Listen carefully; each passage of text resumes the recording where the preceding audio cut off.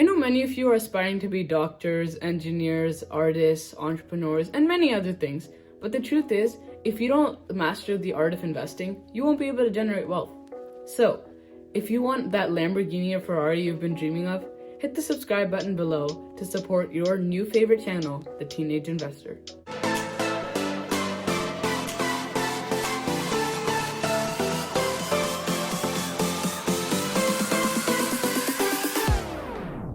You may be wondering, yeah, I should know the basics of investing, but I can do that by going to a library and picking up a book on how to get rich quick. First of all, when was the last time you went to a library? Also, they're closed due to this lockdown. Jokes aside, we will do all the research and bring you the best of the best information. And when you get rich, don't forget to send me a thank you card. Also, don't forget to like, comment, share, subscribe, and hit the bell icon so you'll be the first to know when a new video is released. For all those adults watching and wondering, what's in it for me? You'll be surprised by the hidden gems and information I have for you as well. Okay, before we start, can you guess at what age did Warren Buffett start investing? Did I hear an 11? Yes, he started investing at the age of 11. So for all those teenagers and adults out there, we're already late. There's no time to lose. So let's get started. For the first video, I feel it's appropriate to get the basics right. But rather than boring you with what the stock market is, let's imagine a world without the stock market. You may think the only thing you'll miss is the ticker of the stock scrolling when you're watching the news. I wish that was true. Without the stock market, major corporations wouldn't exist, at least not many of them. Let me explain. Let's say you have a small company making an awesome product. You invested your hard-earned money and time to create a cool product. You want to expand the company, go global, and sell your product to the masses. You need millions or perhaps billions of dollars to do it. Without the stock market, you go to a bank and ask for a large loan, or go to your rich friend and ask them to invest. However, with the stock market, you can reach millions of people and ask them to be shareholders in your company. If you float 100 million shares with $1 each, you will now have $100 million to grow your business. And you will have millions and millions of shareholders. And as you and your company grows, you and your shareholders will make lots and lots of money. Without the stock market, only a handful of people would have been able to invest in your company. But now with the stock market, millions of people have given you and them the opportunity to make money and get rich. Without the stock market, only a handful of people would have invested in your company and they would have gotten rich. But now, with the stock market in existence, millions of people can invest in your company and watch it grow. It's that simple. As you continue watching my videos, I will bring additional details so that each one of you can understand how this works. By the way, if you haven't already, this might be a good time to hit the subscribe button. I know some of you are wondering, okay, I invested in a company and now that company made millions of dollars. Then why do we need a stock market on a daily basis? Great question. Let me answer it simply. Let's say there was no stock market and you bought 5,000 shares in a really good company. To sell those shares, you'd have to advertise and search for people who would be willing to buy your shares in the company. Essentially, the stock market is a marketplace for buyers and sellers, so when you sell your stock, someone buys it. Or as the great Warren Buffett said, the stock market is a device for transferring money from the patient to the impatient. I'm making it simpler than it is. We're on the journey together, and I know there's a future stockbroker sitting on the other side of the screen. A major part of mastering anything is to learn from mistakes. But instead of making your own, learn from others' mistakes as I take you through the history of the stock market. Tighten your seatbelts. Let's start from the beginning. How did it all start? Well, once upon a time in the land of Wall Street... never mind. This is not a Disney story. In 1602, the Dutch East India Company set hundreds of ships to trade gold, spices, silk, and many other goods all across the world. Even though the company had government funding, running their voyages were very expensive. So they started taking money from citizens for a share of the ship's profits. They sold shares in coffee shops, which I'll talk about later. This ultimately led to the company becoming very rich and starting a spice trading monopoly. The Dutch East India Company offered a dividend yield of 18% until its downfall on December 31st, 1799. That's almost 200 years. So the Dutch East India Company was the world's first traded stock. Wait a second. What's a dividend? It is the profit a company makes which they share with their shareholders. To explain in more detail, we will have a video just dedicated to dividends in the future. Before investors yelled across massive trading floors, they did business in coffee shops. Early stocks were handwritten on paper, and as I mentioned earlier, one of the stocks traded was of the Dutch East India Company.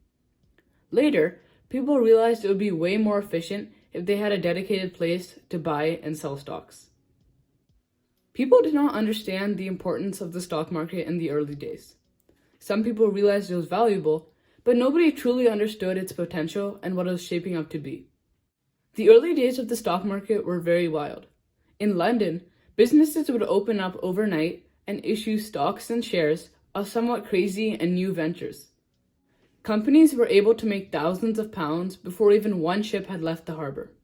There were no rules or laws, and very few could distinguish fake businesses from real ones. That bubble burst rather quickly. I was talking about the London Stock Exchange, which is the world's oldest stock exchange. Take a guess, 50 years, 100 years? No, it is over 200 years old. It was founded on March 3rd, 1801. Coming to the US, the NYSE, or New York Stock Exchange, is the second oldest stock exchange in history. It is an American stock exchange on Wall Street in New York City. It was founded on May 17th, 1792. It is the largest stock exchange in the world. How is that decided? It's decided by a term called market cap. Market cap is a fancy word that refers to all of a company's shares of stock. The NYSE's market cap is a whopping $16 trillion. How many of you have heard of the Dow? I imagine many of you shaking your heads. The Dow is not a stock exchange. It's basically an average or some sort of index. Founded by Charles Henry Dow and Edward D. Jones, they began computing a daily industrial average in 1896. They did this by taking a list of 12 stocks and dividing their total price by 12. The idea here is if you want to know how the market is doing, you won't have to look at every single individual company. You'll just look at the Dow, which represents the top 30 companies today, and then you'll have a good sense of how the market is doing. The Dow is over 23,000 points today, but take a guess at what it was in 1929. It was at 381 points, but we'll talk about 1929 in a little bit. Talking about stops, let's make our first stop at station 1929. What's so special about 1929? It was a shocking year for the stock market. It was one of the most devastating crashes in all of US history. But by July of 1932, it was at 41 points. What does that mean? Let's say you invested $100 in September of 1929. When you go to take it out 3 years later, it would only be $10. Man, that's close to a 90% drop. We can't only talk about crashes, we have to talk about bubbles too. Our next stop is the late 1990s and early 2000s, which is generally known as the dot-com bubble. During the 1990s, the internet was gaining popularity by the day. Entrepreneurs saw this as an opportunity of a lifetime, but this really started during late 1995 when a company known as Netscape Communications built an internet browser called Navigator. It was a huge success, and on the first day the stock was ever traded, it doubled in price. From food delivery services to news sites, many businesses formed very fast on the internet. Investors pounced on this opportunity, and they started pumping their lifetime savings into any company that had .com at the end of it. The Nasdaq Composite Index went from 1,000 to 5,000 points from 1995 to 2000. The bubble burst in 2001 and all of that was wiped, leaving 50% of all internet-based companies bankrupt.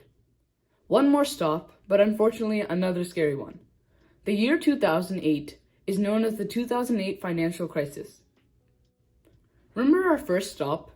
By the end of the 1929 market crash, the Dow had fallen 90%. It took 3 years for this to happen. It only took 18 months for something similar to occur during the 2008 financial crisis. It didn't lose 90%, but this time it lost 33%. It took 5 years for the stock market to fully recover. A wise man once said that history always repeats itself. That wise man was right.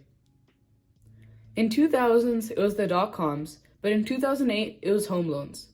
At that time, a techie word was mortgage-backed securities. A mortgage-backed security is basically when shares of a home loan are bought by investors. It is a great investment when the house market is booming, which at that time it was. Stocks started to look boring and somewhat unsafe after the dot-com bubble burst. So investors rushed to buy mortgage-backed securities. Banks were happy to sell them because they could use that money to loan people again. Banks started giving out loans to people with bad credit scores and unstable salaries. Plus, people started buying homes that they knew they could never pay off. This chain had to end, and many people started to default on their home loans. Homes started foreclosing, and supply completely outbid demand. People lost money, banks closed, and many more people lost their jobs. Even with the government trying to save all this, on September 15, 2008, we see the US's biggest bankruptcy, as the Lehman Brothers, an investment bank with $600 billion in assets, goes bankrupt. Before that, many Wall Street famous investors said to pump your lifetime savings into Lehman Brothers stock. They did not do so well. Jim Cramer. So lots of people lost money. At the same time, the Dow lost 1/3 of its value. What's the next wave? Maybe the COVID era. Only time will tell. That's all for today's video. Thank you so much for watching. If you haven't already, now might be a good time to hit that subscribe button. My goal is to bring you informative, high-quality content. You've taken the first step in making yourself a smart and intelligent investor. We're in this together, and together we'll have fun. Since this video comes during a very difficult time for the world, friends, please stay safe. This is your teenage investor, signing off.